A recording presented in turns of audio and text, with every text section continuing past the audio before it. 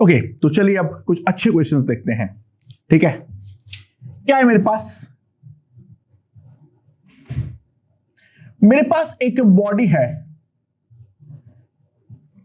जिसका initial temperature है T0। इस बॉडी के साथ एक रॉड लगा हुआ है। इस रॉड का थर्मल कंडक्टिविटी है K, क्रॉस सेक्शनल एरिया है A, लेंथ है L। इसका दूसरे वाले एंड को मैंने कुछ तरीके से T1 टेम्परेचर पे मेंटेन किया हूं। ठीक है, इस वाले बॉडी का मास है M, स्पेसिफिक हीट है F। T1 is greater then T0। T1 जो है वो मेरा T0 से ज्यादा है। ठीक है, okay. So neglect any loss to environment। Environment पे कोई भी लॉस को नेग्लेक्ट करना है तो calculate temperature of body as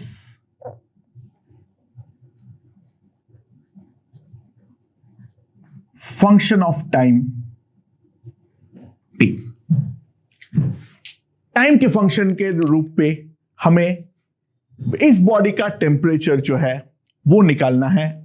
कहीं पर कोई और लॉस नहीं हो रहा है, ये वाला एंड T1 पे मेंटेन है और इसका जो इनिशियल टेम्परेचर है वो है T0।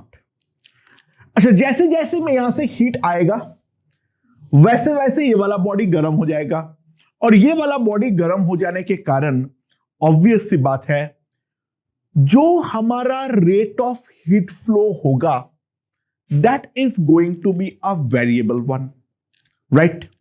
सो सिंपल सी बात है, यहां पर क्योंकि बॉडी का अगर जनरल इंस्टेंट पे टेम्परेचर T है, जैसे जैसे ये वाला टेम्परेचर बढ़ेगा वैसे वैसे रेट ऑफ हीट फ्लो कम होता जाएगा।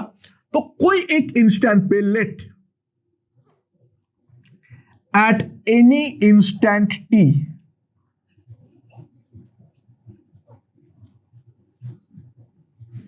ठीक है, temperature of body is equals to capital T। Body का जो टेम्परेचर है वो है मेरा capital T।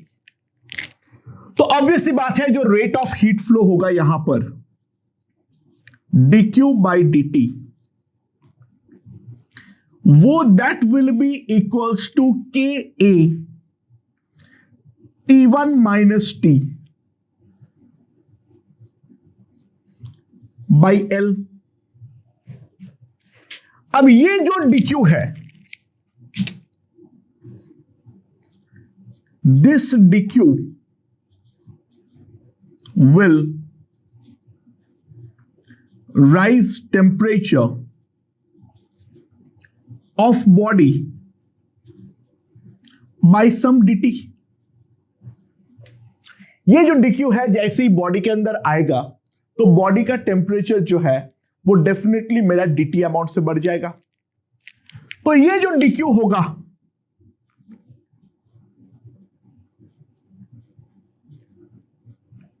that can be written as ms dt। therefore मैं इन दोनों को अगर मैं साथ में लिखूं ms into dt by dt Ka T1 minus T upon L, right? So MSL dt by T1 minus T is equals to Ka into dt। मेरे पास ये आ जाएगा। अब मैं इसको इंटीग्रेट करूंगा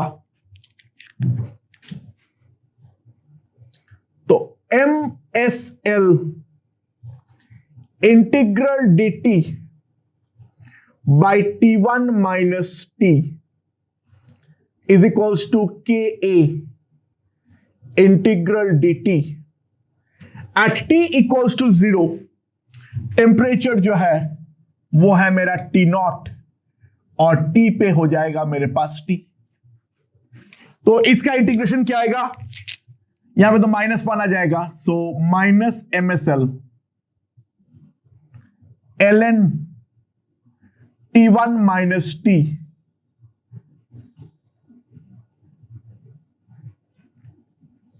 KAT। So ln T1 minus T by T1 minus T0 minus KAT by MSL।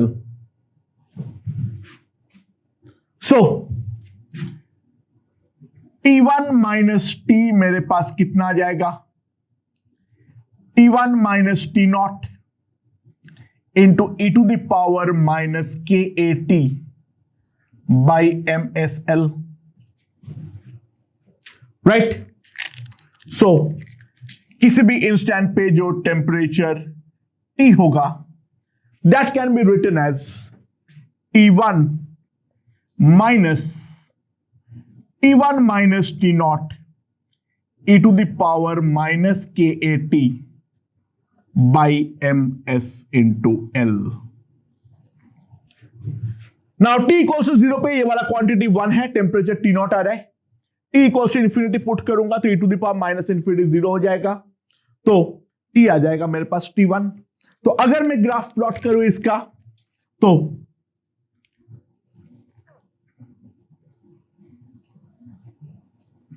यहां पर है बॉडी का टेम्परेचर T, यहां पर है टाइम स्मॉल t। तो ध्यान देना यहां पर इनिशियल टेम्परेचर जो है बॉडी का है वो है T0 और फाइनली इनफाइनाइट टाइम बाद जो टेम्परेचर होने वाला है that is T1।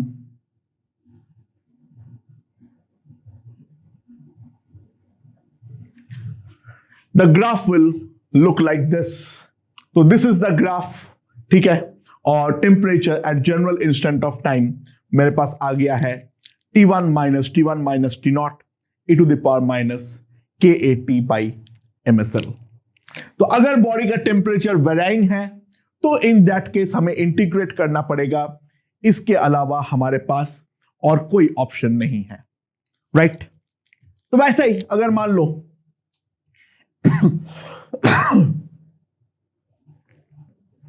Similar question है, मेरे पास एक होलो क्यूबिकल कंटेनर है, होलो क्यूबिकल कंटेनर है, ठीक है, जिसके अंदर गैस है एक आइडियल। क्यूब का जो ये साइड लेंथ है वो है A। ये वाला जो मटेरियल है क्यूब का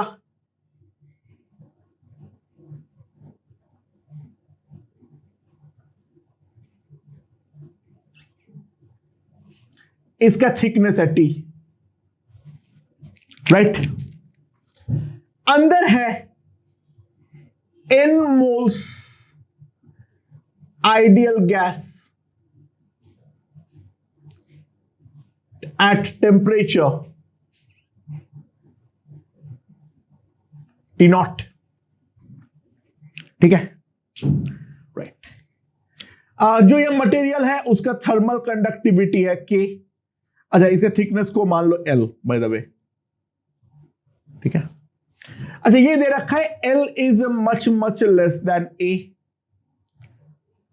molar heat capacity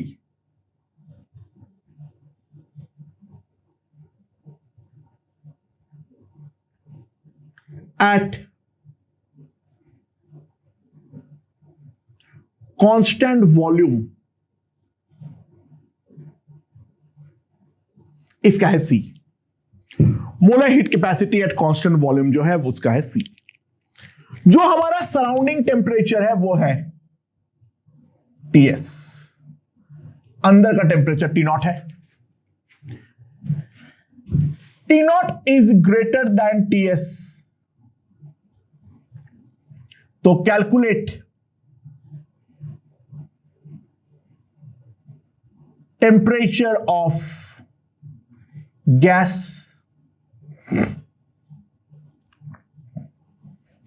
as a function of time T। ठीक है, अरे गैस मेरा गर्म है, सराउंडिंग जो है वो मेरा ठंडा है, तो ऑब्वियस सी बात है गैस से हीट जो है वो बाहर की तरफ निकलने वाली है। तो ये वाला हीट जो निकलेंगे वो इस तरीके से निकलेंगे। जो करस्पॉन्डिंग सरफेस एरिया लेना है वो लेना है 6a स्क्वायर, क्योंकि मेरे पास 6 स्क्वायर फेस होंगे a क्रॉस a का।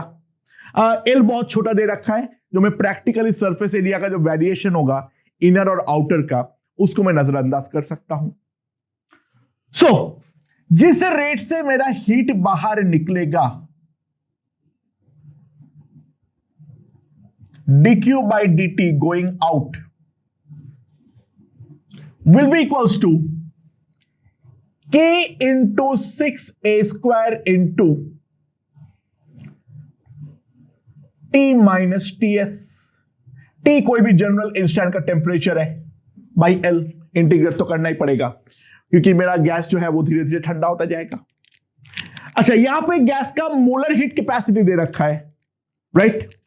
तो 1 मोल का टेम्परेचर 1 डिग्री से चेंज करने के लिए हमें हीट देना पड़ता है C जितना। तो dq जो मैं लिख सकता हूं, that can be also written as NCDT। आगे माइनस लगाना मत भूलना, क्योंकि टेम्परेचर यहां पर कम हो रहा है, राइट?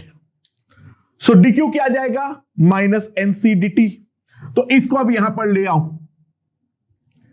तो minus NCDT by dt 6ka square by L T minus T surrounding, यह आ जाएगा मेरे पास।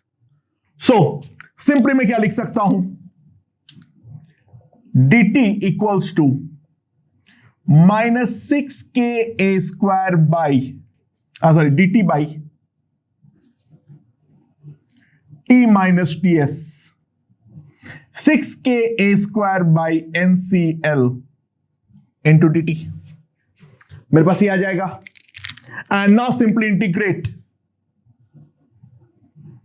एट T इक्वल्स टू 0, जो मेरा टेम्परेचर है वो है T naught. At time T the temperature is T, तो ln T माइनस Ts आएगा from T naught to T minus 6ka square NCL into T आएगा। Simple integration, exact similar question, ठीक है? बस मैंने गैस के लिए दिखा दिया जो कुछ अलग नहीं होता है। बाकी दोनों क्वेश्चन में कोई डिफरेंस नहीं है। हाँ, एक में हीटिंग हो रही है, दूसरे में कूलिंग हो रही है। तो मेरे पास क्या आ जाएगा? ln T minus Ts by T not minus Ts minus 6ka square by NCL। तो T minus Ts will be equals to T naught minus Ts e to the power minus 6ka square T by NCL.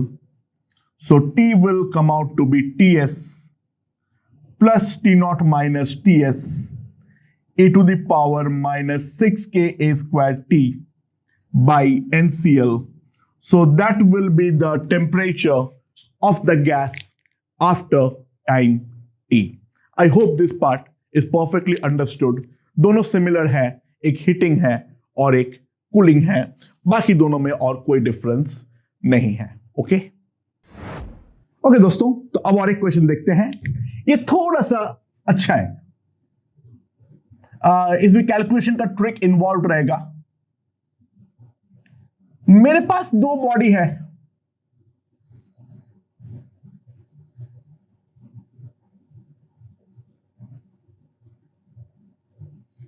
इस वाले body का मास है m1, इस वाले body का मास है m2, इसका स्पेसिफिक हीट है s1, इसका स्पेसिफिक हीट है s2, इसका इनिशियल टेम्परेचर है T1 नॉट, इसका इनिशियल टेम्परेचर है T2 नॉट। ये जो दोनों के बीच में कंडक्टिंग रॉड लगा हुआ है, इसका थर्मल कंडक्टिविटी है K, क्रॉस सेक्शनल एरिया है A, और इसका लेंथ जो है वो है L। ठीक है, अच्छा ये दे रखा है जो T1 naught is greater than T2 naught, तो obviously left to right heat flow करेगा, लेफ्ट वाले का टेम्परेचर कम हो जाएगा, राइट वाले का टेम्परेचर बढ़ जाएगा। तो calculate temperature difference between the bodies, temperature difference between the bodies as function of time t। as a function of time t दोनों बॉडी के बीच का जो टेम्परेचर डिफरेंस होगा वो मेरा कितना होगा, यह है मेरा सवाल। थियोरेटिकली कोई डिफरेंस नहीं है, हम लोगों ने अभी तक जो क्वेश्चन किए हैं और अभी जो हम क्वेश्चन करने वाले हैं वो दोनों हमारा एग्जैक्टली सेम ही है। ठीक है, but calculation wise that makes the thing a bit interesting. ध्यान देना, तो मैं क्या करूंगा, एट जनरल टाइम टी, जो कोई भी अगर मान लो मेरे पास जनरल टाइम टी है, मैं क्या लिख सकता हूं, मान लो जो ये वाला बॉडी है इसका टेम्परेचर कम होके बन गया है T1,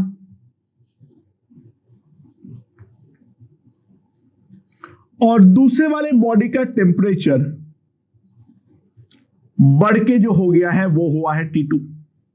हाँ, ऑब्वियसली T1 अभी भी T2 से बड़ा है। तो अब जब मेरा dq amount of heat flow करेगा इन टाइम dt, तो इसका टेम्परेचर dt1 से और कम होगा और इसका टेम्परेचर dt2 से बढ़ेगा, हाँ कि ना। तो dq में एक चीज तो लिख सकता हूं, माइनस m1s1 dt1, राइट, और dq में साथ ही साथ और एक चीज लिख सकता हूं, m2s2 dt2, राइट। ये समझ में आया है। और इसके अलावा मैं एक और चीज लिख सकता हूं, जो मेरा dq बाई dt है उसका वैल्यू होगा ka T1 minus T2 by L। ये तीन चीज मैं डेफिनेटली लिख सकता हूं। अच्छा ध्यान दो, मुझे किसी ने भी टेम्परेचर T1 और T2 अलग से निकालने के लिए बोला नहीं है, तो वो अगर मुझे अलग से निकालने के लिए बोला नहीं है तो T1 और T2 को सेपरेट करना पागलपन है। मुझे यही वाला वेरिएबल तो चाहिए T1 minus T2। But problem ये है, जो ये लाऊंगा कैसे, तब मुझे दिखा कोई चीज, ध्यान देना। अच्छा dt1 में क्या लिख सकता हूं, यहां से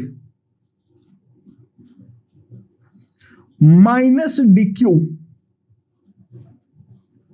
m1s1, और dt2 में लिख सकता हूं dq बाई m2s2, राइट। ये तो मैं लिख सकता हूं। तो क्यों ना हम इन दोनों को सब्सट्रैक्ट करते, ठीक है। तो मेरे पास ये आ जाएगा dt2 minus dt1, that will be equals to dq 1 by m1s1 plus 1 by m2s2। dt2 minus dt1 will be dq into 1 by m1 s1 plus 1 by m2 S2, ये मेरे पास आ गया है। सो d of T2 minus T1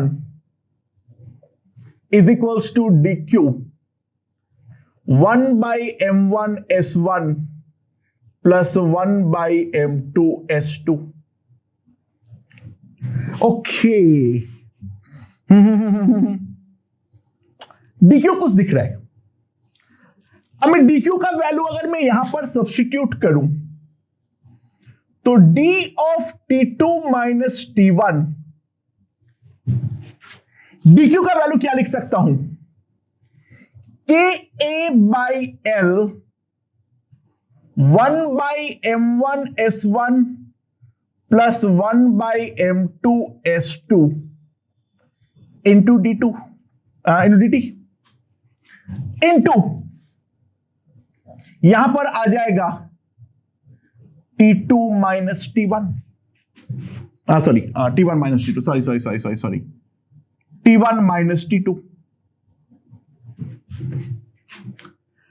और अब जैसे ही मैं इसको इस फॉर्मेट में लिखा तुरंत मेरा लाइफ मस्त हो गया।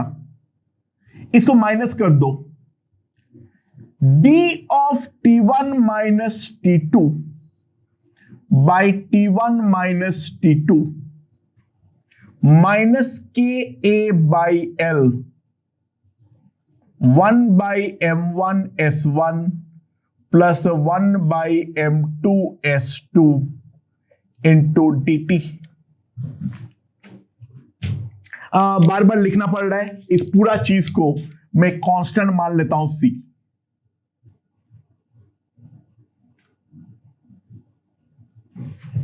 And look, this is our required variable. मुझे T1 माइनस T2 ही तो चाहिए, तो T1 minus T2 is the new variable. इसको Z मान लो। This is basically dz by Z, जिसका इनिशियल वैल्यू मुझे मालूम है T1 naught minus T2 naught. So now let's simply integrate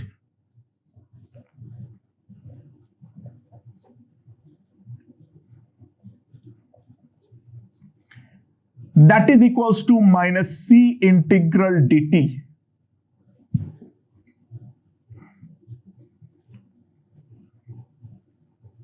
and a t।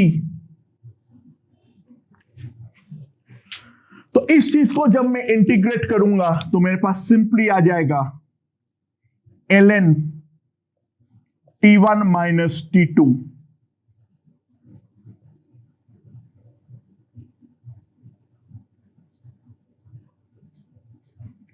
Minus Ct। So मेरे पास क्या आ जाएगा, ln of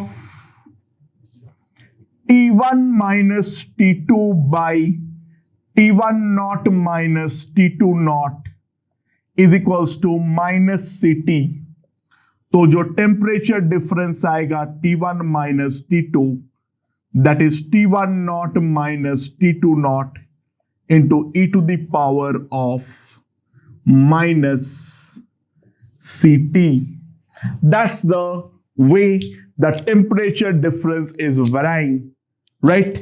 And where C equals to, C का वैल्यू ये गंदगी है KA by L 1 by M1 S1 plus 1 by M2 S2। तो ये है मेरा temperature difference as a function of time t। Initially जब t हम 0 पुट करेंगे it will be T1 naught minus T2 naught, और t को जब हम इंफिनिटी पुट कर देंगे e to the power minus infinite time terms will become 0, then T1 minus T2 will be 0। Finally कभी ना कभी थर्मल इक्विलिब्रियम तो हमारा सेट होने वाला है, right? I hope this part is understood. Okay, तो चलो अब एक नेक्स्ट तरीके का क्वेश्चन देखते हैं। मेरे पास एक सॉलिड स्फीयर है, ठीक है, जिसका रेडियस है r, ठीक है। ये जो सॉलिड स्फीयर का मटेरियल है उस मटेरियल का थर्मल कंडक्टिविटी है के। अच्छा, वो सॉलिड स्फीयर के अंदर कुछ हो रहा है, most probably radio active material है, कुछ रिएक्शन हो रहा है। Power is uniformly generated. Power is uniformly generated inside the solid sphere at a rate that is equals to P. ठीक है, इसका रेडियस कैपिटल R है। ये दे रखा है जो सरफेस टेम्परेचर जो है,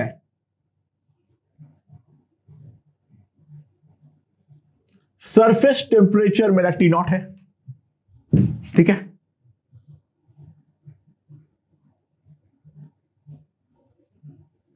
कोई भी एक जनरल डिस्टेंस है R। Find temperature at R assuming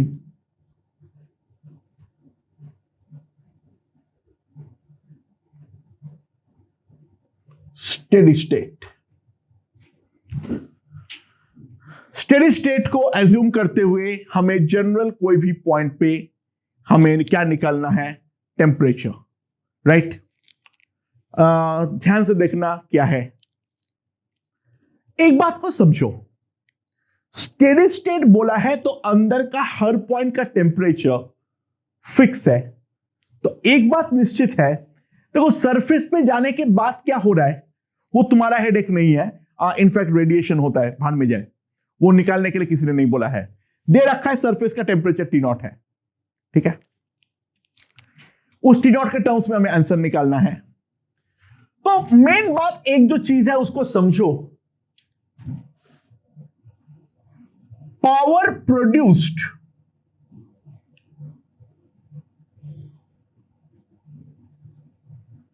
must be equals to power lost via conduction। यानी अंदर का जितना भी हीट है वो अल्टीमेटली वाया कंडक्शन हमारा इस स्फीयर के बाहर सरफेस पे चला जाना चाहिए, जिसके बाद कुछ होगा, मोस्ट प्रोबेबली रेडिएशन होगा। वो कैसे होता है वो नहीं देखना है। एंड इसका टेम्परेचर अल्टीमेटली फिक्स रहेगा। हाँ, हर पॉइंट का अलग अलग होगा, लेकिन वो टाइम इंडिपेंडेंट बन जाएगा। यानी नया कोई हीट जो है वो हमारा पैदा या खत्म नहीं हो रहा है। तो एक बात ध्यान दो, मैं अगर कोई वो सॉलिड स्फीयर ड्रॉ करूं, मैं कोई भी एक जनरल डिस्टेंस R के बारे में सोचूं, मैं कोई भी एक जनरल डिस्टेंस R के बारे में सोचूं,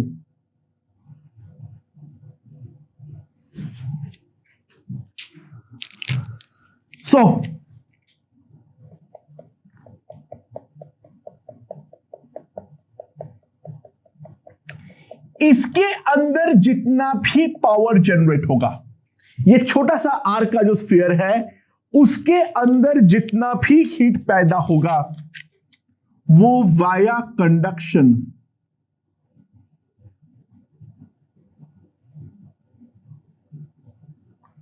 डेफिनेटली निकल जाना जरूरी है। वो वाया कंडक्शन डेफिनेटली निकल जाना जरूरी है। इसका थिकनेस है मान लो dr। ठीक है, अच्छा ऑब्वियस सी बात है अंदर वाला हायर टेम्परेचर पे होगा क्योंकि हमें हीट फ्लो इस डायरेक्शन में चाहिए, पावर जनरेट है वो बाहर फेंकना है, तो हमारा हीट फ्लो का डायरेक्शन डेफिनेटली ये वाला होगा, रेडियली आउटवर्ड। तो अंदर का सरफेस का टेम्परेचर मैंने मान लिया T प्लस dt और ये है T। ठीक है, अब अंदर कितना पावर जनरेट हो रहा है ध्यान देना, यूनिफॉर्मली बोला है जनरेट हो रहा है, तो अंदर जितना जनरेट होगा P डैश, ध्यान देना, it will B P by 4/3 pi R cube into 4/3 small r cube. जो हमारा P डैश होगा that will B P by 4/3 pi R cube by 4/3, क्योंकि पर यूनिट वॉल्यूम वो तो हमारा फिक्स्ड अमाउंट ऑफ पावर होगा, and that will be the volume of the small sphere. So 4/3 pi gone, तो अंदर जो power generate हुआ P dash, that is equals to P into small r cube by capital R cube.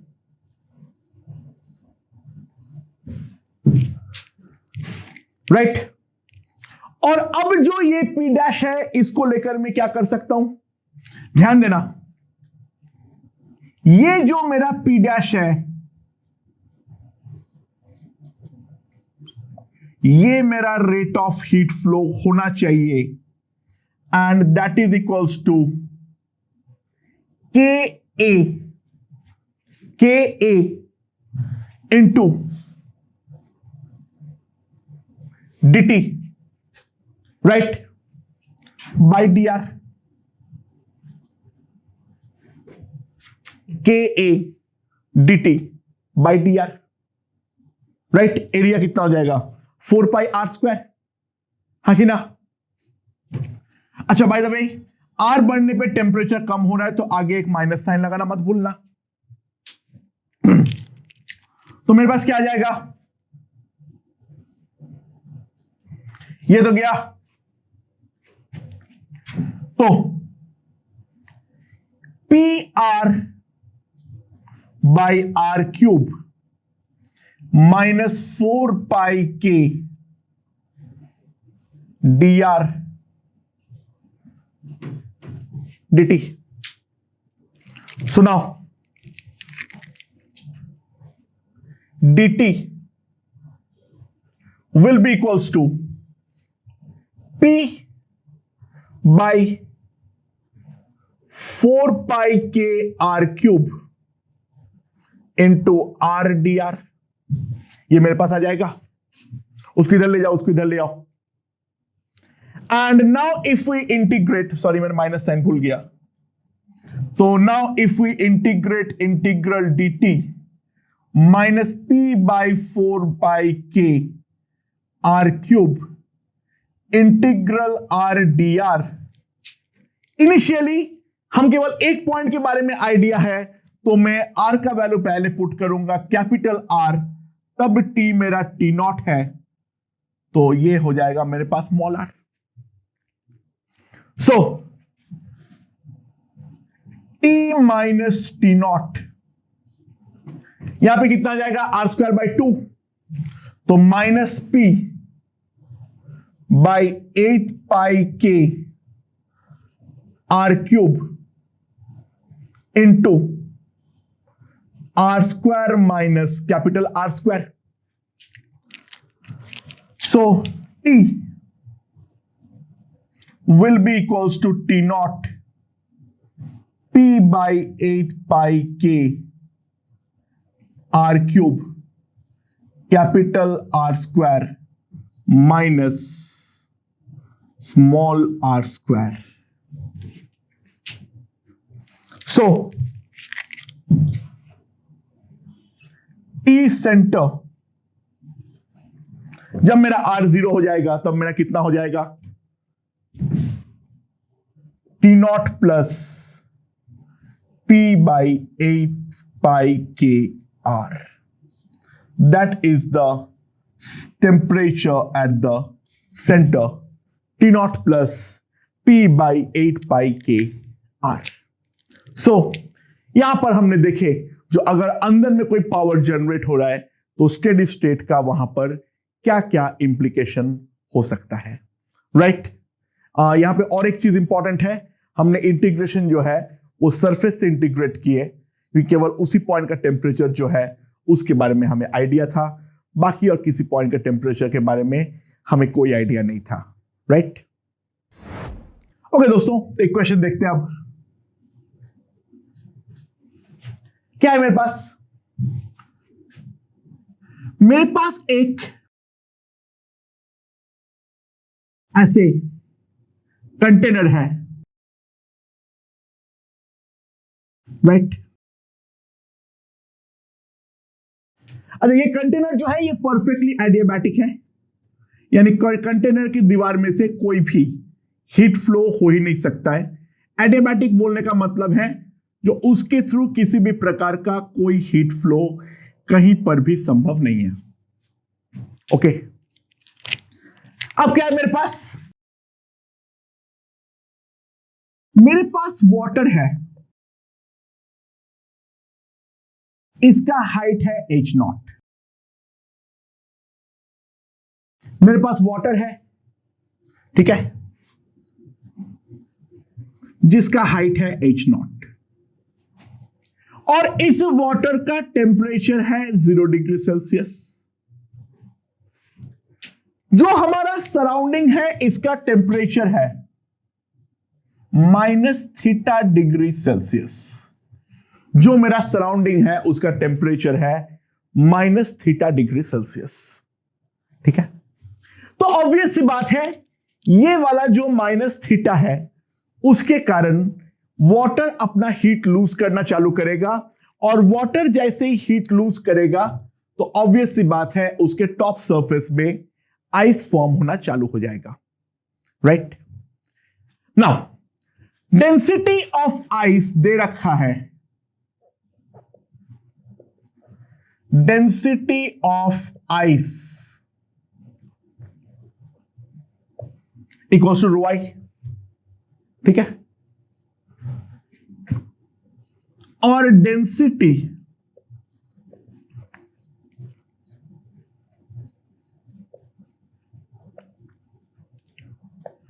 Of water is equals to ρw। अच्छा, इसमें कोई flotation वगैरह का फंडा नहीं है। जो आइस बनता है वो दीवार के साथ चिपक जाता है, मतलब वो फ्लोट वगैरह नहीं करता है, वो basically layer by layer form होते जा रहा है, ठीक है। ओके, नाउ फंडा ये है, यहां पर धीरे धीरे धीरे धीरे मेरा आइस जमेगा।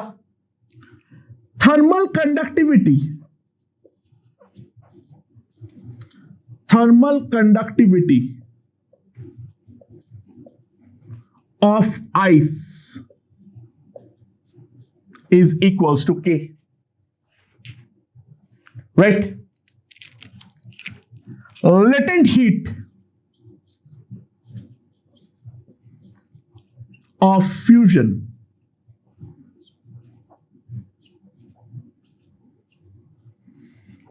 equals to L, ठीक है।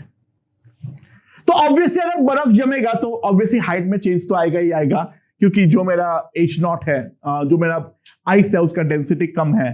तो अगर मान ले पूरा का पूरा हमारा पानी भी जम जाता है तो उसका जो हाइट है वो डेफिनेटली इंक्रीज कर जाएगा। तो सवाल यहां पर ये है, calculate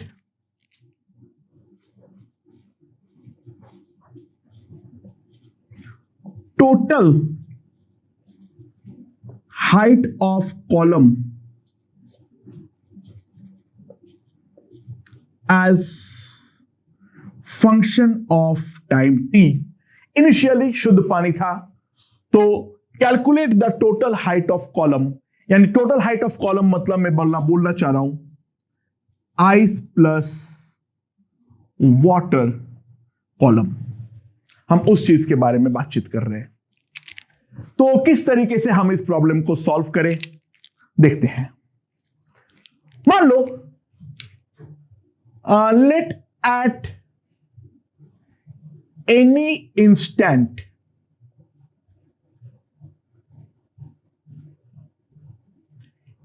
x height of water has been frozen।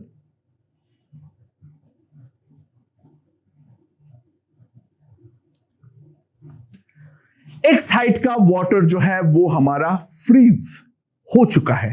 अच्छा, ऑब्वियस सी बात है, अगर एक्स हाइट का वाटर फ्रीज करता है तो डेफिनेटली हमारा एक्स हाइट का आइस नहीं बनेगा। लॉजिकली कंजर्वेशन ऑफ मास से हम डायरेक्टली एक चीज बोल सकते हैं, height of ice column formed rho कितना होगा, वाटर का डेंसिटी रो डब्ल्यू है, तो rho W into X A is the mass that will be divided by rho ice into H dash, A gone, तो एच डैश कितना आ जाएगा, rho W by rho ice into X. ये मेरा height of ice column है, right. Now तो obviously बात है, प्रेजेंट पोजीशन को ड्रॉ करते हैं, प्रेजेंट पोजीशन को ड्रॉ करते हैं, तो क्या होगा मेरे पास इतना आइस बन गया है, rho W by rho I into X का, और बाकी वाटर बचा हुआ है वो कितना है,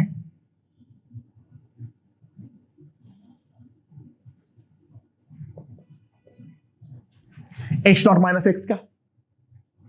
ना ये वाला आइस टुकड़े के रेस्पेक्ट में अगर मैं देखूं, इसके जस्ट बाहर टेम्परेचर है 0 degree Celsius, minus theta degree Celsius, और जस्ट अंदर का जो टेम्परेचर है वो है 0 डिग्री सेल्सियस। 0 डिग्री गर्म है, माइनस थीटा ठंडा है, तो यहां से यहां इस तरीके से डेफिनेटली हमारा थर्मल करंट जो है वो फ्लो करने वाला है। तो जो हमारा थर्मल करंट फ्लो करेगा dq by dt, that will be equals to k, कोई भी क्रॉस सेक्शन एरिया ले लो, मान लो ये क्रॉस सेक्शन एरिया a है, a थीटा बाई कितना आ जाएगा, rho W by rho I into x.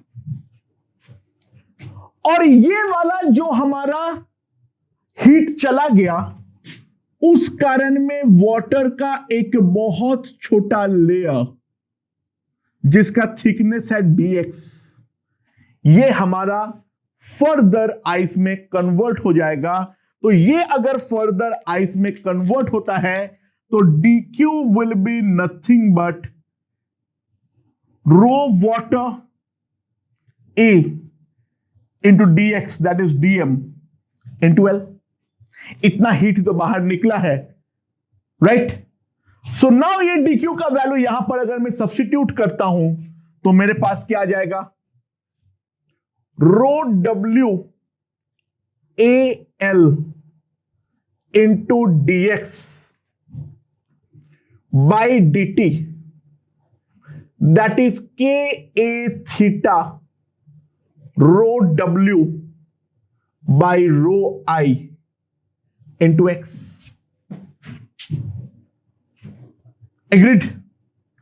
Good.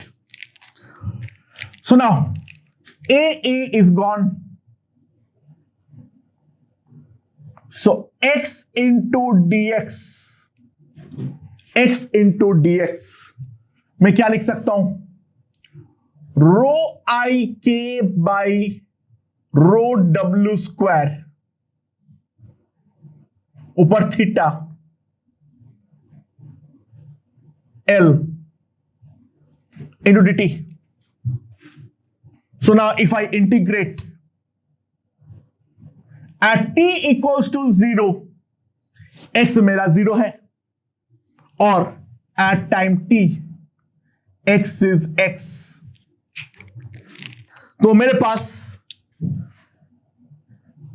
x square by 2 आ जाएगा rho I K theta rho W square L into T. So जितने का बर्फ हमारा, अब जितने का पानी मेरा फ्रीज हो जाएगा, उस x का वैल्यू आ जाएगा 1 by rho W under root 2 rho I K theta upon L. इतना मेरा बर्फ पानी जो है वो जम जाएगा और टोटल हाइट जो होगा, ध्यान देना, टोटल हाइट जो आएगा, total height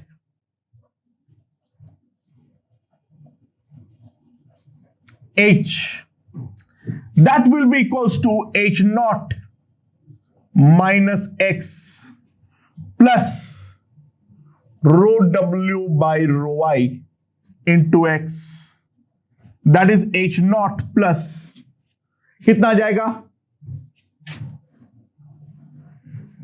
row w minus rho I minus 1 into X.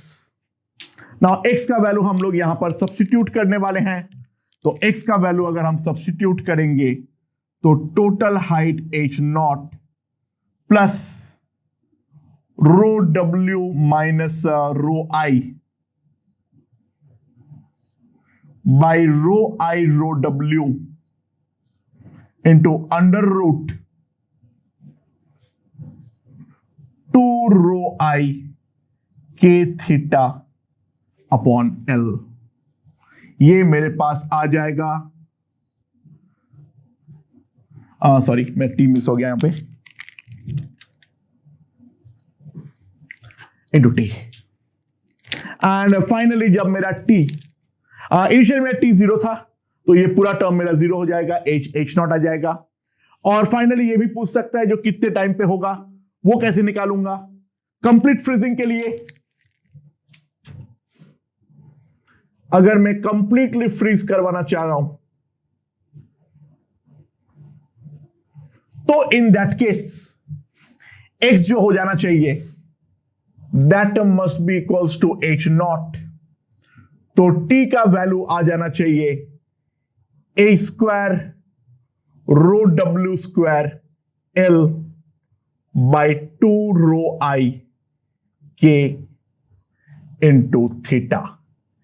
ये टी का वैल्यू हम यहां पर सब्स्टिट्यूट कर देंगे तो मेरे पास ध्यान दो यहां पर क्या आने वाला है, यहां पर मेरे पास क्या आ जाएगा कि x को मैंने यहां पे h नॉट पुट किया, वहां से मैंने टाइम निकाल लिया, और फाइनल वैल्यू निकालने के लिए अगर मैं टाइम t को सब्स्टिट्यूट करता हूं तो ध्यान दो क्या आने वाला है, 2 रे आई K theta 2 rho I K theta cut जाएगा, एल एल कट गया, ठीक है। तो h not square into rho not square आएगा, तो रो नॉट कैंसिल, तो यहां पर मेरे पास जो बचेगा इंटू h नॉट बचेगा मेरे पास, तो रो w by rho I minus 1 into h not gone, तो रो w by rho I into h not, जो हमारा फाइनल वैल्यू आना चाहिए था वही एग्जैक्टली आ रहा है। ये t को यहां पे सब्स्टिट्यूट करके चेक कर लो, तो this is the general height of the total column as a function of time t। तो ये है, बहुत सारे क्वेश्चन हमने किए रिगार्डिंग कंडक्शन, एक आध क्वेश्चन और हम देखेंगे, बट पहले हम लोग, ये हमारा एक बहुत ही ज्यादा स्टैंडर्ड प्रोफाइल है, पहले इस बात को हम ढंग से समझ लेना पड़ेगा। ओके ओके दोस्तों, तो ऐसा ही आइस वाला और एक क्वेश्चन देखते हैं। क्या है मेरे पास एक बहुत ही ज्यादा थिन शेल है, शेल जो है वो मेरा बहुत ही ज्यादा थिन है। तो क्या है मेरे पास, वो जो थिन शेल है उसमें कुछ थर्मल कंडक्टिविटी है, और अंदर का जो कोई खाली जगह है, अंदर में जो भी खाली जगह है उसके अंदर मेरा खचाखच पानी भरा हुआ है, राइट। यहां पे पूरे के पूरे में पानी भरा हुआ है। पानी का टेम्परेचर जो है वो है मेरा 0 डिग्री सेल्सियस। इसका जो रेडियस है वो है r।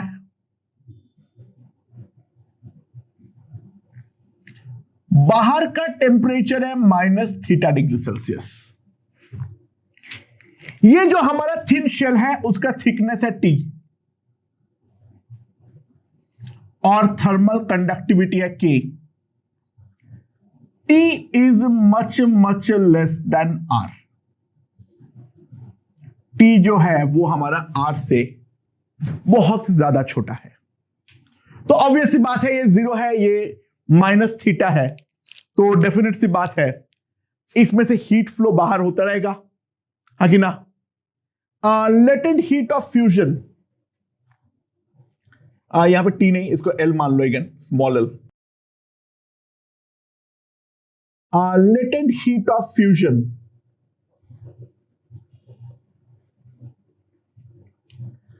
उसको ले लो R, sorry L। Latent of heat of fusion को ले लो L। अब सवाल यह है, find the radius of water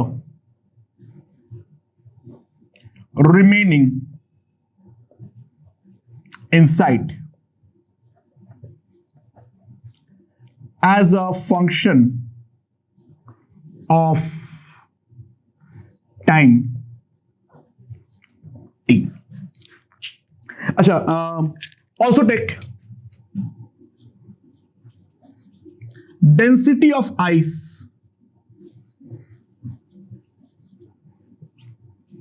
is equals to density of water। Ice और वाटर का डेंसिटी हम यहां पे इक्वल मान लेंगे, और थर्मल कंडक्टिविटी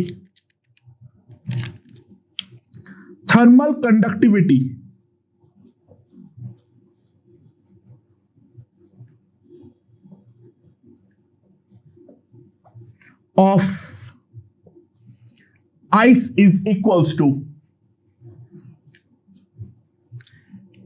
KI। अगर जरूरत पड़े तो वो हमें लेना है, the thermal conductivity of ice is equals to KI। तो हमें ये निकालना है जो हमारा वाटर है उसका रेडियस कितना होगा as a function of time t। अच्छा, ऑब्वियस सी बात है, ध्यान दो, ये है माइनस थीटा, ये है 0, तो यहां से हीट निकलेगा, और जैसे ही हीट निकलेगा यहां पर बर्फ का एक पतला सा लेयर बन जाएगा। तो कोई भी एक जनरल टाइम t पे अगर हम ध्यान दें,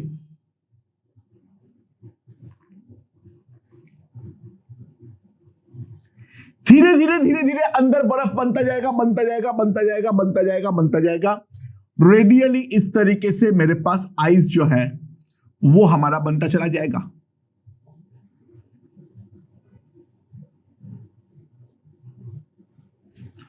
राइट, समझ में आया? ओके,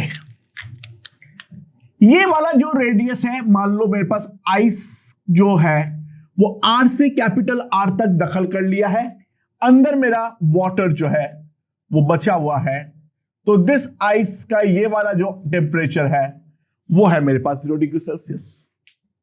तो वाटर का जो भी लेयर है वो राइट नाउ R रेडियस का बचा हुआ है। ओके, ना ध्यान दो, यहां पर 2 रेजिस्टेंस साथ में काम करेगा, एक तो जो आइस बना है उसका रेजिस्टेंस, और जो हमारा बहुत पतला सा शेल है उसका रेजिस्टेंस। तो अगर मैं रेजिस्टेंस ऑफ आइस कंप्यूट करूं तो ध्यान देना, ये हमारे पास एक स्फेरिकल रेजिस्टेंस है जिसका अंदर का रेडियस है स्मॉल r, और जो हमारा एक्सटर्नल रेडियस है that is equals to capital R। तो यहां पर अगर मैं निकालूं R ice, that will be simply equals to capital R minus small r by 4k ice, 4 pi k ice capital R into small r, जो मैंने रट्टा मारने के लिए बोला था। और इसके अलावा एक R शेल भी है, वो जो R शेल होगा वो R शेल सिंपली कितना होगा, it will be L by 4 pi k capital R square. ये मेरे पास R शेल होगा, राइट। और ये दोनों रेजिस्टेंस डेफिनेटली मेरा सीरीज में है, तो आर इक्विवेलेंट जो मेरे पास आएगा वो है इन दोनों का addition 1/4 pi capital K I into R R plus L/4 pi K capital R square. ये मेरा आर इक्विवेलेंट होगा, हाँ कि ना? तो इसको थोड़ा एलसीएम लेके प्यारा बना देता हूं। अच्छा एक काम करो, के आई इक्वल्स टू के ले लो, इन दोनों का थर्मल कंडक्टिविटी इक्वल मान लो कैलकुलेशन के आसानी के लिए, ठीक है? राइट, सो क्या आ जाएगा मेरे पास 4 pi K capital R square small R, ये आ जाएगा मेरे पास। तो वहां से मेरे पास क्या आ जाएगा, यहां पर क्या नहीं है, यहां पर मेरे पास आर नहीं है, तो कैपिटल आर, और यहां पे मेरे पास स्मॉल आर नहीं है, तो ये आ जाएगा मेरे पास। तो ये होगा मेरे पास R equivalent. So R equivalent will be equals to capital R square plus small r L minus capital R bar 4 pi k capital R square into small r। ये मेरे पास R इक्विवेलेंट है, और जिस कारण पे एक बहुत छोटा सा पतला सा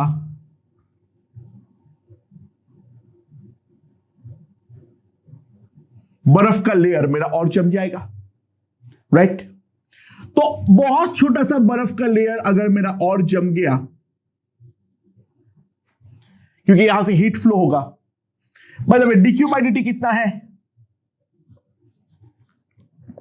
टेम्परेचर डिफरेंस थीटा है, तो 4 pi K capital R square small R theta by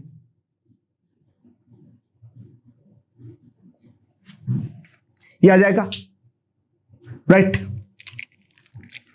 and this will be equals to dq में क्या लिख सकता हूं, dr थिकनेस का और मेरा जम गया है, तो उसका जो वॉल्यूम होगा dv,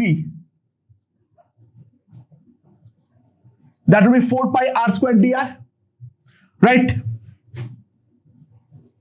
into L into the density of ice rho, आगे ना?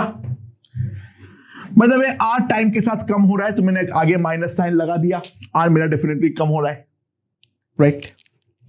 सो 4 pi R square L rho D R by D T minus 4 pi K capital R square small R theta by R square plus small R L minus capital R. ये मेरे पास आ जाएगा equation, and simply अब मुझे इसको integrate करना पड़ेगा। 4 पाई गॉन, एक आर गॉन, तो मेरे पास आ जाएगा R into capital R square plus small R L minus capital R dr, that will be equals to K capital R square theta by L rho into dt.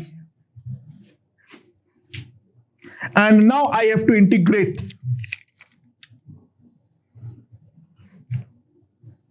At t equals to 0, यहां पे एक minus sign है, this is capital R, and at t this is equals to small r, ये मेरे पास आ जाएगा। and now simply say calculate to get r as function of time t। Method हम लोग यहां पे समझ गए हैं, बाकी कैलकुलेशन जो है वो टीडियस है, एंड सो ये बोल सकता है जो आइस का कंडक्टिविटी को नेग्लेक्ट कर दो, तो वो भी हम कर देंगे, उससे कोई फर्क नहीं पड़ता है। जो भी करने बोलेगा, मेथड जो है वो हमारे पास होना चाहिए, बाकी कैलकुलेशन चाहे जो भी हो उससे कोई फर्क नहीं पड़ता है, राइट। अब हम लोग कुछ हीट थर्मल ग्रेडियंट का क्वेश्चन देख ले। मैं क्या बोलना चाह रहा हूं पहले समझो। अगर मेरे पास एक नॉर्मल रॉड है,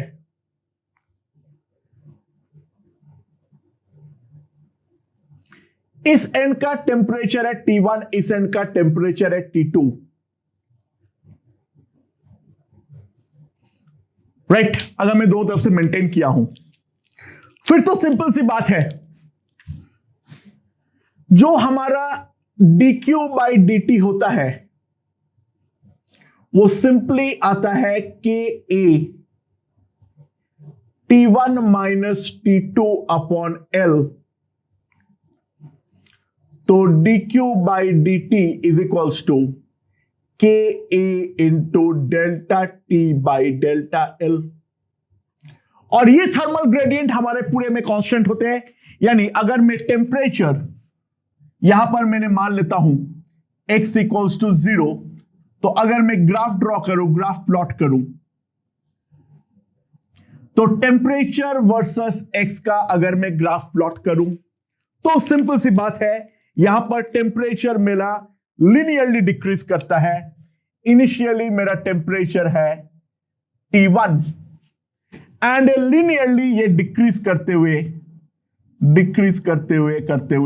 हुए जब मेरा x जो है वो L हो जाएगा, तब मेरा टेम्परेचर अटेन करेगा।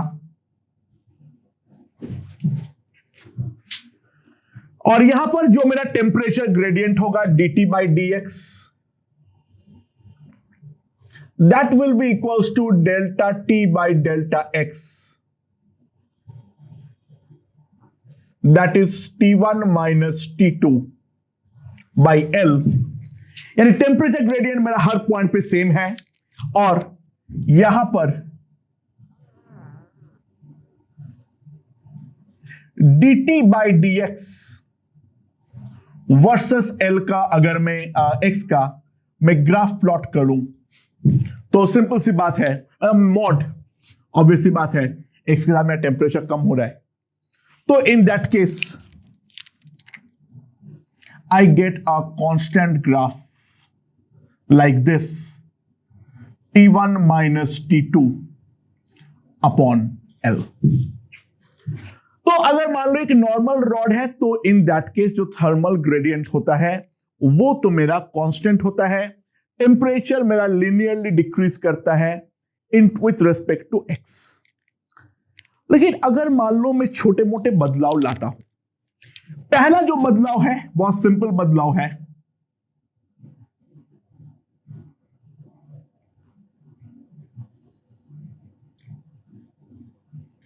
ये मेरे पास फर्स्ट टर्म है,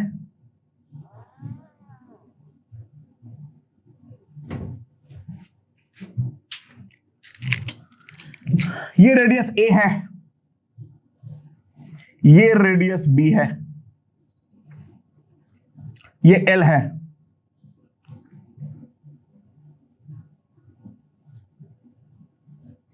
ये मेरा x इक्वल्स टू 0 है, राइट।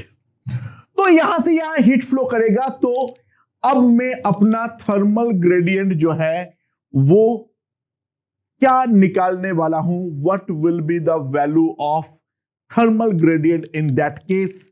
क्या वो कांस्टेंट होगा या फिर नहीं होगा। लेट्स सी, मैं एक चीज गारंटी दे रहा हूं, ये कांस्टेंट नहीं हो सकता है। रीजन समझो, dq by dt her point पे कांस्टेंट है, dq by dt her point पे कांस्टेंट है। यानी मैं एक चीज बोल सकता हूं, ka into dt by dx जो है वो मेरा हर पॉइंट पे कांस्टेंट है। लेकिन एरिया जो है वो डेफिनेटली मेरा हर पॉइंट पे वेराइंग है, क्योंकि अगर मैं कोई भी जनरल डिस्टेंस पे जाऊं, r x पे जाऊं, तो वहां का रेडियस होगा r, जिस r का वैल्यू हमने पहले ही निकाल रखे हैं, r will be equals to a plus b minus a by l into x.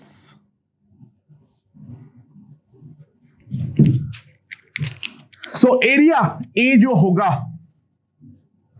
that will be equals to pi a plus b minus a by l into x, इसका whole square, that will be pi R square area. समझ में आया नहीं आया? जी हाँ, बिल्कुल आया। ये मेरा रेडियस है, ये मेरा खुद एक्स पर डिपेंड करता है। सो ध्यान देना, dt बाई डी एक्स के तो कांस्टेंट है, पाई भी कांस्टेंट में चला जाएगा। It will be some constant by A plus B minus A by L का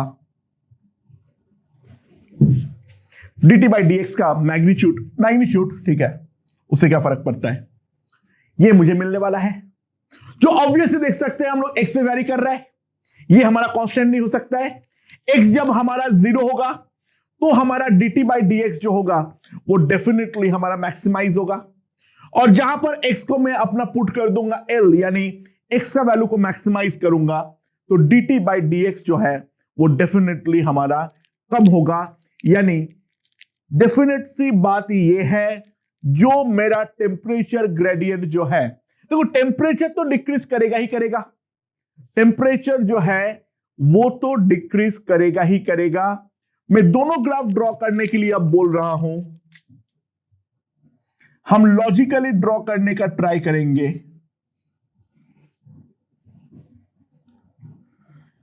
यहां पर है टेम्परेचर, यहां पर है x, और दूसरा साथ ही साथ हम ये भी ड्रॉ करेंगे mod of dt by D X versus x,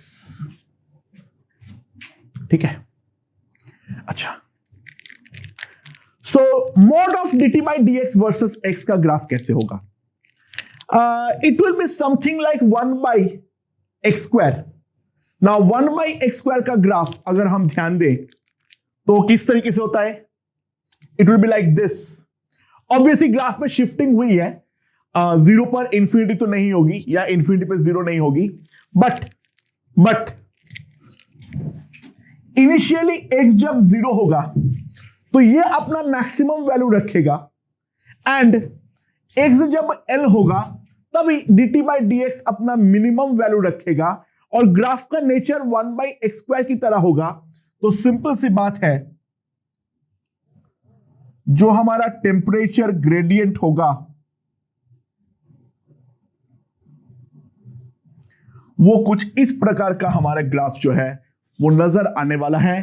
maximum gradient जो होगा, maximum gradient will be at x equals to 0 and the minimum gradient will be at x equals to l, और ग्राफ का जो nature होगा that will be something like 1 by X square. तो 1 by X square का जो graph होगा वो definitely इस प्रकार का ग्राफ हमें मिलने वाला है।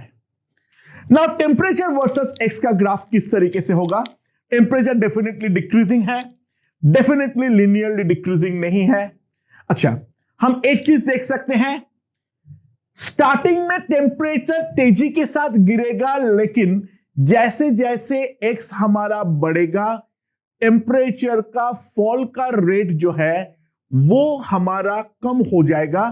यानी मेन बात इतनी सी है, जो स्टार्टिंग में टेम्परेचर तेजी के साथ डिक्रीज करेगा क्योंकि टेम्परेचर ग्रेडियंट जो है वो हमारा ज्यादा है, और उसके बाद जैसे जैसे मैं आगे जाऊंगा टेम्परेचर का फॉल रेट जो है वो हमारा कम हो जाएगा। तो टेम्परेचर का फॉल रेट अगर कम हो जाएगा और स्टार्टिंग में तेजी से गिरेगा तो ऑब्वियस सी बात है यहां पर हमें जो ग्राफ मिलेगा इट विल डिक्रीज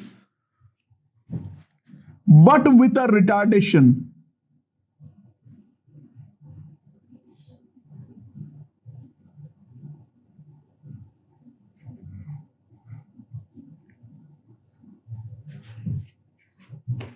एंड ये है मेरा x equals to l। Decreasing graph concave up is basically retardation, increasing graph concave up is acceleration, increasing graph concave down is retardation, and decreasing graph, concave down is basically acceleration. यहां पर हमारा rate of fall eventually कम हो जाएगा, तो दोनों का look जो है वो लगभग लगभग हमें सेम ही मिलने वाला है। ऑब्वियसली प्रोपोर्शनल टू 1/x² नहीं होगा, ये बहुत ज्यादा हद तक इसका इंटीग्रेटेड फॉर्म ही तो आने वाला है। It will more over look like 1/x, इसका नेचर जो होगा 1/x होगा।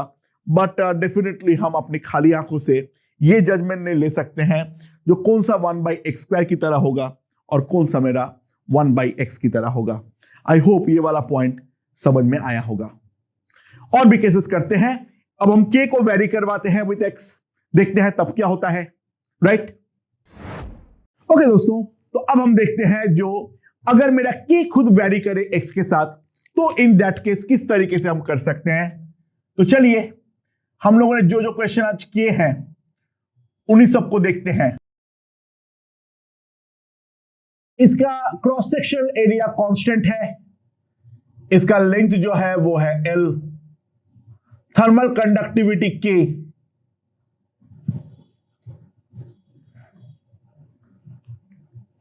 ये मेरा x इक्वल्स टू 0 है, राइट? अगेन स्टेडी स्टेट है, तो स्टेडी स्टेट है तो ऑब्वियस सी बात है कि a इंटू dt/dx जो होगा वो मेरा कांस्टेंट होना चाहिए। Now k0 LA/x into dt/dx ये मेरा कांस्टेंट होना चाहिए। सो इन दिस केस अगर हम ध्यान दें तो dt/dx जो होगा मेरे पास mod, that will be simply equals to c/k0 LA into x। तो हम साफ साफ देख सकते हैं जो हमारा टेम्परेचर ग्रेडियंट होगा वो x के साथ डायरेक्टली प्रोपोर्शनल है। होना भी चाहिए था, स्टार्टिंग में 0 होना चाहिए था। ध्यान देना क्यों, x जब 0 होगा तो k इंफिनिटी होगा, यानी एकदम स्टार्टिंग में ये सुपर कंडक्टिंग होगा। तो सुपर कंडक्टिंग अगर इनफाइनाइट कंडक्टेंस है तो डेफिनेटली वहां पर बिल्कुल भी कोई टेम्परेचर डिफरेंस जो है वो हमें नहीं मिलने वाला है। सो अगर मैं ग्राफ ड्रॉ करूं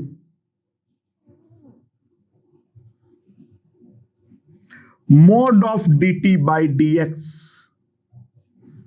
versus x,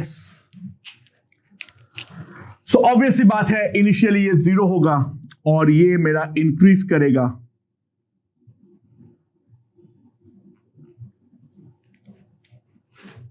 So this will be dt/dx versus x. It will be maximum at x equals to L. और अगर मैं टेम्परेचर वर्सेस x का वेरिएशन को नोट करना चाहूं, ऑब्वियसली बात है ये वाला मेरा हायर टेम्परेचर एंड है, ये मेरा लोअर टेम्परेचर एंड है। ऑब्वियसली बात है टेम्परेचर मेरा डिक्रीज तो करेगा, बट डिक्रीज करेगा at a fast rate.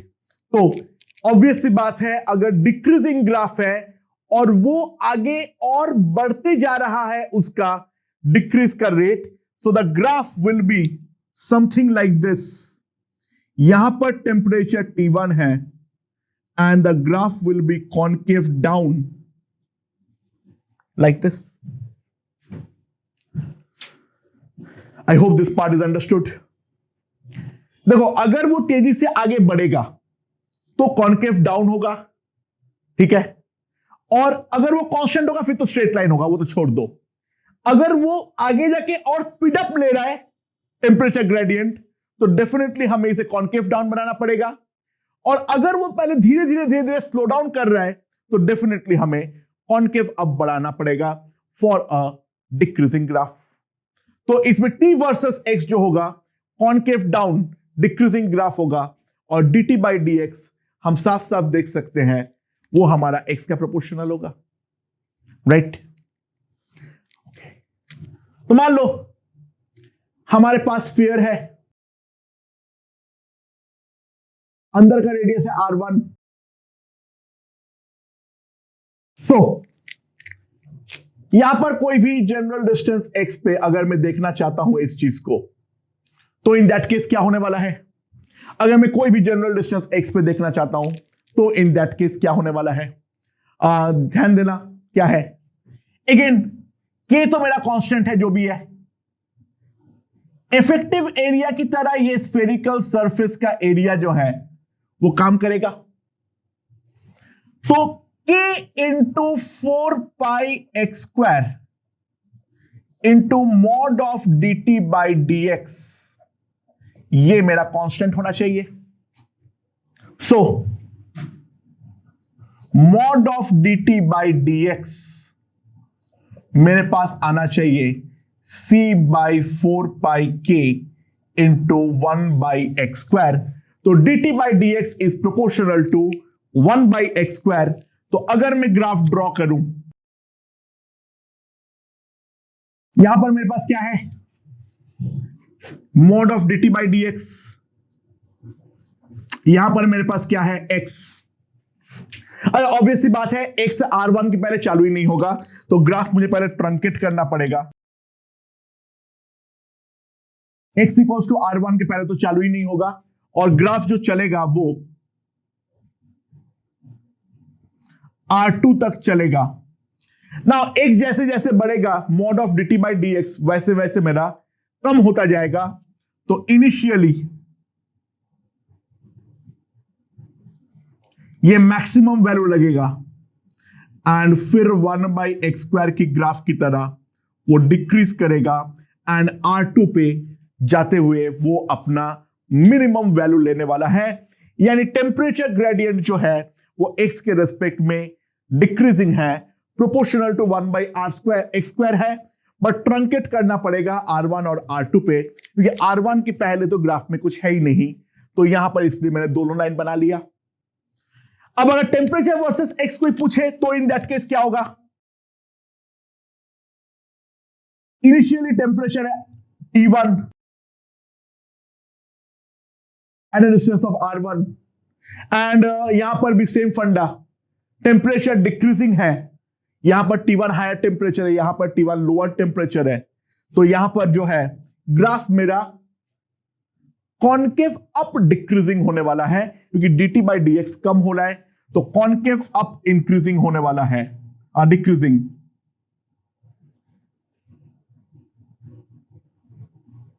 And finally at R2 the temperature will be T2। अब ऐसी बात है, इसको भी इंटीग्रेट तो मैं करूंगा, तो यहां पर 1/x का टर्म आएगा, तो it will B proportional something like 1/x। तो ग्राफ इस तरीके से मुझे नजर आने वाला है, राइट? ओके, या फिर मान लो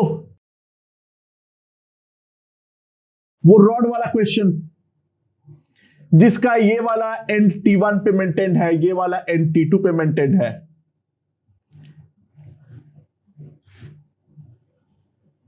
K जो है वो दे रखा है अल्फा बाई टी। तो इन दैट केस क्या होगा, एरिया तो मेरा कांस्टेंट है A।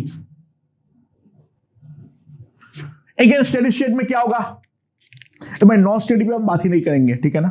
हाँ, तो K A mod of dt by dx, K जो है वो है अल्फा बाई टी,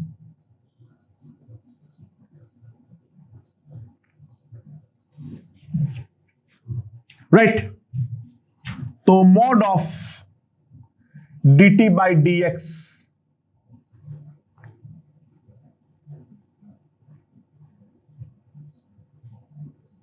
जैसे जैसे आगे जाएगा t मेरा जो है वो कम होता जाएगा। t अगर मेरा कम होता जाएगा तो डेफिनेटली जो मेरा dt बाई dx है वो भी मेरा कम होता जाएगा। तो यहां पर भी ग्राफ हमें डिक्रीजिंग मिलने वाली है। किसके प्रोपोर्शनल है वो तो निकालना पड़ेगा, वो निकालने की कोई जरूरत नहीं है, हमें एक रफ एस्टिमेट ही केवल निकालना है। तो इनिशियली मेरा जो dt बाई dx होगा उसका वैल्यू मैक्सिमाइज होगा एंड फिर ये डिक्रीज करते हुए मिनिमम वैल्यू पकड़ेगा जब x का वैल्यू हमारा L हो रखा है तब, क्योंकि वहीं पे तो टेम्परेचर अपना मिनिमाइज्ड है। तो अलग अलग केसेस में जो हमारा टेम्परेचर ग्रेडियंट है, जो हमारा थर्मल ग्रेडियंट है, वो किस तरीके से वेरी करेगा उसके रिगार्डिंग हमने काफी सारे डिस्कशन कर लिए हैं। तो कंडक्टेंस के रिगार्डिंग जितने भी प्रोफाइल्स पॉसिबल है, एवरीथिंग इज डन। अब बाकी जो भी नया क्वेश्चंस बनेगा वो इन्हीं क्वेश्चंस का कोई माइन्यूट वेरिएशंस बनेगा और वो हमें एग्जाम हॉल में ही दिमाग लगाते हुए सॉल्व करना है। तो आई होप दोस्तों तो ये चैप्टर हमें अच्छे से समझ में आया है। अब हम इसके बाद नेक्स्ट करने वाले हैं रेडिएशन। कन्वेक्शन एनियो हमारे सिलेबस के पार्ट में नहीं है, तो हम ज्यादा दिमाग डेफिनेटली नहीं लगाने वाले हैं। ओके।